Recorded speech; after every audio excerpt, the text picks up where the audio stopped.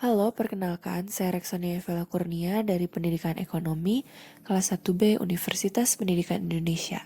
Sekarang saya akan menjelaskan tentang dinamika dan tantangan Pancasila sebagai sistem etika untuk memenuhi tugas dari mata kuliah Pendidikan Pancasila Pak Supriyono.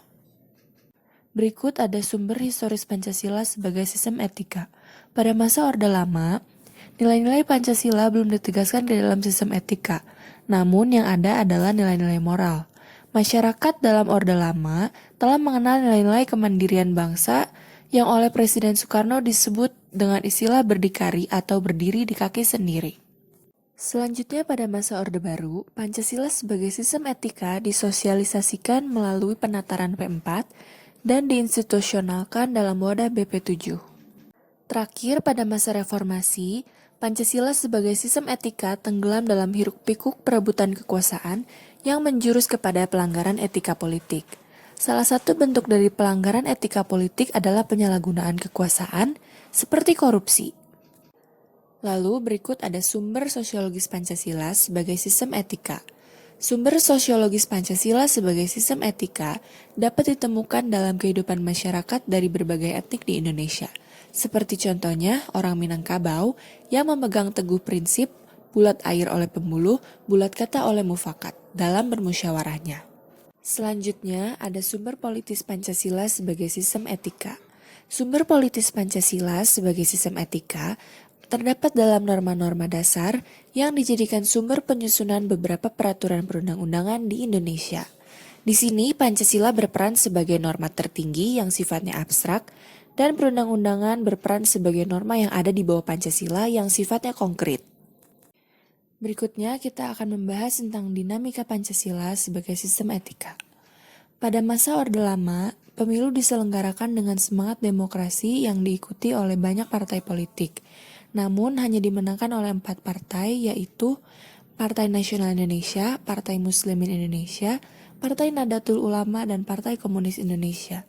Hal tersebut dapat dikatakan bahwa pemerintahan di masa Orde Lama tidak mengikuti sistem etika Pancasila.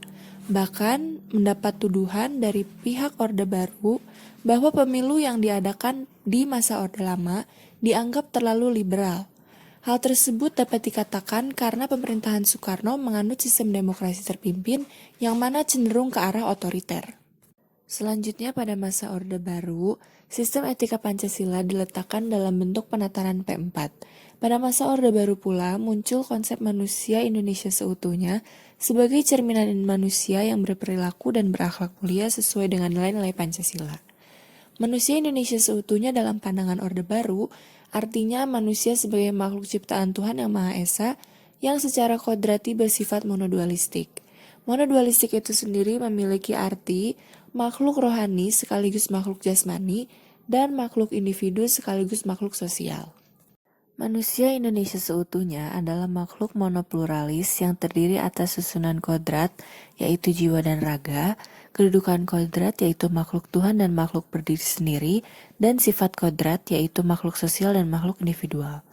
Semua unsur manusia tersebut saling melengkapi satu sama lain dan merupakan satu kesatuan yang bulat. Manusia Indonesia itu sendiri menjadi pusat persoalan, pokok dan pelaku utama dalam budaya Pancasila. Terakhir, pada era reformasi, sistem etika Pancasila tenggelam dalam euforia demokrasi.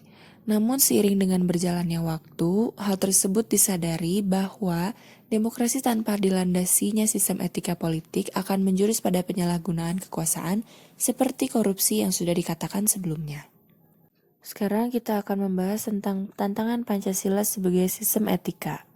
Dalam Orde Lama, adanya sikap otoriter tentunya tidak sesuai dengan sistem etika Pancasila yang mana mengutamakan musyawarah untuk mufakat.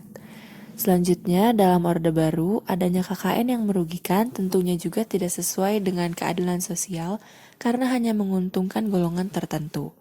Dan terakhir, dalam era reformasi, adanya kebebasan politik yang mengabaikan norma-norma moral tentunya juga tidak sesuai dengan sistem etika Pancasila. Seperti contohnya anarkisme yang mengatasdasarkan kebebasan demokrasi. Terakhir, kita akan membahas urgensi Pancasila sebagai sistem etika. Di sini, sistem etika berfungsi sebagai sumber moral dalam berperilaku. sebagai guide dalam tata pergaulan, menjadi dasar analisis dalam membuat kebijakan, dan menjadi filter untuk menyaring dampak buruk dari adanya globalisasi. Sekian yang dapat saya sampaikan hari ini. Terima kasih.